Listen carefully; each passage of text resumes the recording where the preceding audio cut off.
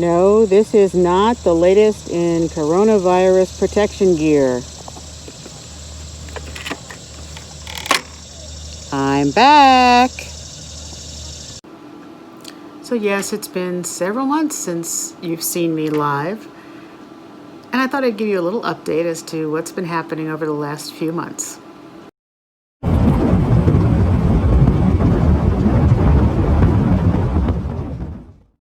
You may remember the video where I highlighted our not so able-bodied assistant, Molly, our Boston Terrier. Well, about 2 months ago, we adopted Wendy, another Boston Terrier. And a few weeks after we adopted her, she slipped out of her harness and ran away into a cornfield. 2.5 hours later, we found her cowering next to a bridge in a river. That was a really fun day. So that's a couple of highlights from my summer. Let's talk a little bit about what's happening at St. Katharine Drexel.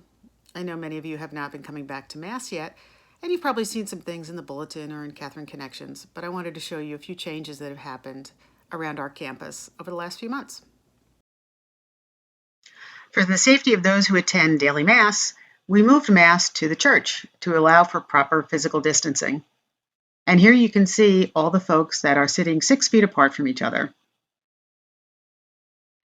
And speaking of physical distancing, here's Kathy Tolino and Stuart Henderson showing what it looks like to be 6 feet apart.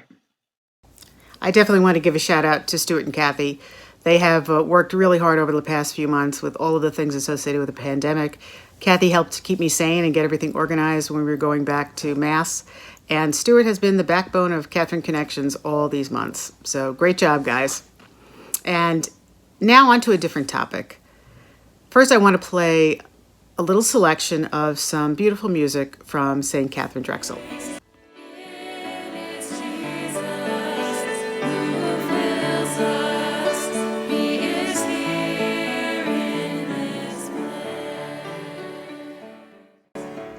I know when I hear a hymn like that at Mass, I just want to sing along with all the passion I can muster. But unfortunately, the answer is N-O. Several months ago, the Archdiocese gave us a directive that said no communal singing. And as hard as it is, we have to really abide by that. And people are starting to sing lightly, but still singing. I've done it myself a few times. So, true confessions. So, we need to be diligent. So please do not sing at Mass. You can hum along, you can mouth the words, but in church, please, no singing. And now on to our final COVID-19 topic for today, masks. You've been wearing a mask to church and to the parish office, and that's wonderful. However, sometimes some of you aren't wearing them correctly. So here's a little lesson on how to wear a mask. Here's a picture of my trusty assistant, Molly. Now you'll notice that she has a mask on, but her nose is exposed. And even though she has a tiny nose, if she were a person, that would be a problem. So please make sure that you don't wear your mask with your nose sticking out of it.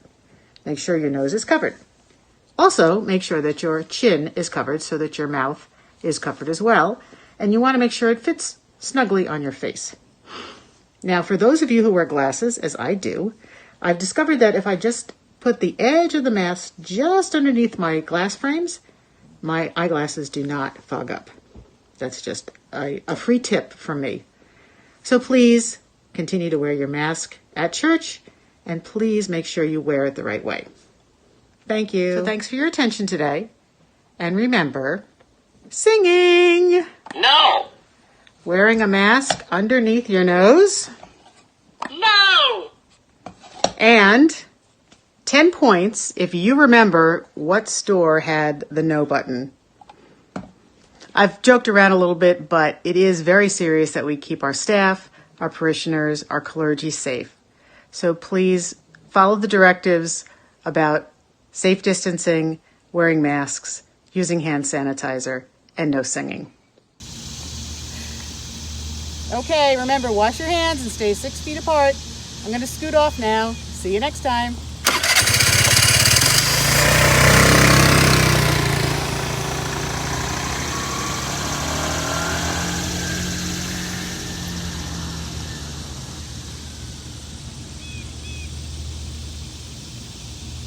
Goodbye, Pat.